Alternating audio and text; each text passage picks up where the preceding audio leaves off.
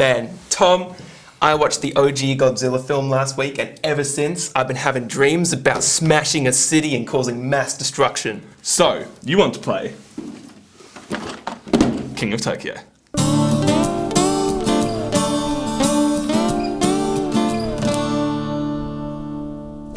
So this is King of Tokyo, a dice-rolling monster beat-em-up game for 2 to 6 players, designed by Richard Garfield and released in 2011. We're also going through the expansion Power Up that we highly recommend you pick up to play. Aim of the game is to be the King of Tokyo. You do this by getting to 20 victory points first, or by killing every other monster. To set up the game, take the pieces out of the game box and put them onto the table, like so. We have the game board.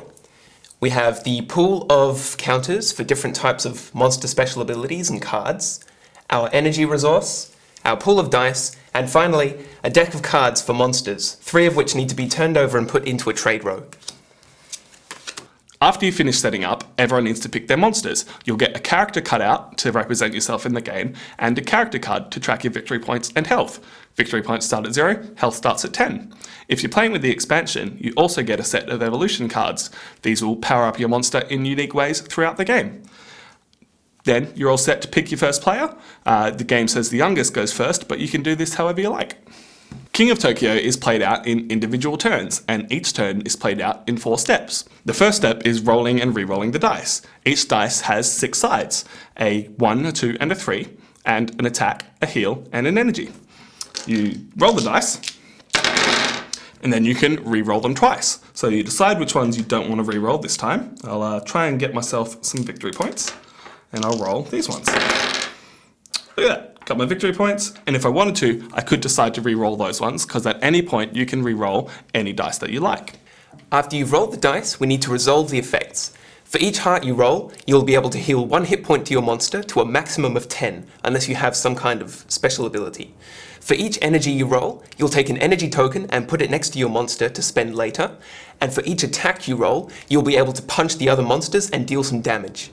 The numbers on the dice equal victory points. However, they work a little bit differently. Unlike the other effects that work when you roll 1, victory points come into play when you roll triples. So if you roll triple 1, you get 1 point. If you roll another 1 on top of that, that's another point. It's the same with 2 and 3. Even if you roll triple 2 and then another 2, that's only another 1 point on top. So you could roll 6 3s and that will get you 6 points. 3 for rolling triples and then 1 for every other 3. After we've added up our points, we now get to spend our energy that we've collected on the cards in the trade row. Each of these cards has an energy value that it's worth. That means you need to spend that much energy to purchase the card. These cards have special effects written on them that'll be able to give you an advantage over the other monsters over the course of the game. And then it's the end of your turn. You take the dice, pass them to the player on your left, and you apply any effects that might happen at the end of your turn.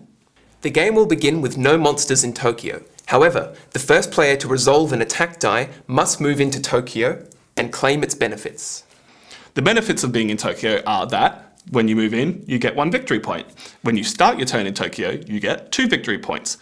However, if you're in Tokyo, you don't get to use the healing dice to heal.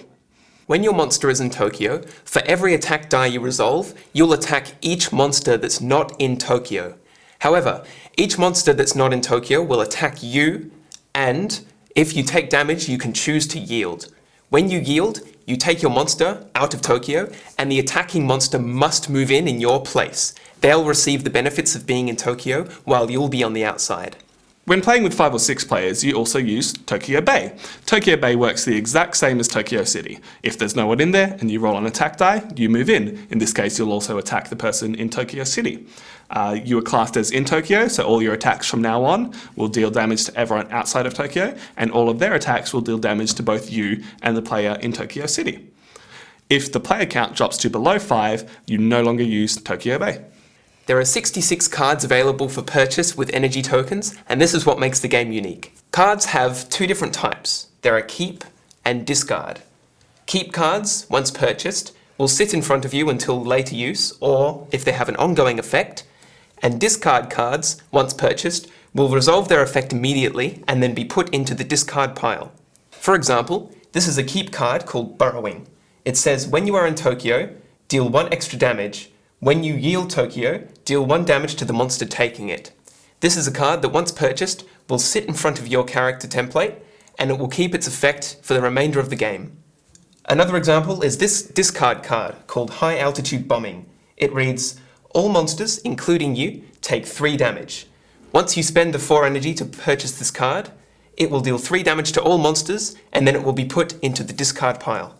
There are also some cards that use special tokens, such as this card called Shrink Ray. It's a keep card that reads, when you deal damage, give each monster damaged a shrink token. A monster rolls 1 less die for each shrink token. A monster can get rid of a shrink token with a heart instead of using it to heal damage. The other kind of cards that you'll have, if you're using the expansion that we recommend, is evolution cards. You get evolution cards by rolling 3 hearts. You also get to heal using them. You draw an evolution from your unique deck, and there are 2 different kinds of evolution: permanent evolutions and temporary evolutions. Both of these go into your hand. There's not really a hand, but you'll make one by drawing them, and you can play them at any time. Permanents you'll usually want to play straight away, because they give you effects such as lightning armor. If you take damage, roll a die for each damage point. On an attack, the monster whose turn it is takes 1 damage. Temporary evolutions you'll want to save until their effect is most useful to you, such as Destructive Analysis. Discard this evolution to gain 1 energy for each attack you rolled. Each card usually explains what it does on the card itself. There are some cards that have a special explanation on the back of the rules book, and it's also important to note that while in Tokyo, you can use the effects of cards to heal, even though you wouldn't normally be able to heal by rolling dice. The other special rules to remember are that you need to survive your turn to win, so you can use a card to get up to 20 victory points. However, if someone deals damage to you, you lose. You can also deal damage to everyone, kill everyone, and then you all lose. Never seen it happen, but it's worth remembering. So that's King of Tokyo and the Power Up expansion. It's really simple and a lot of fun for all ages. As always, don't forget to read the rulebook before playing yourself, and don't forget to subscribe if you'd like to see more. If you want to watch the game in action, you can click here to watch Chris and myself and a few others play it through. We've been Chris and Tom for Nerds of the West. Catch you next time.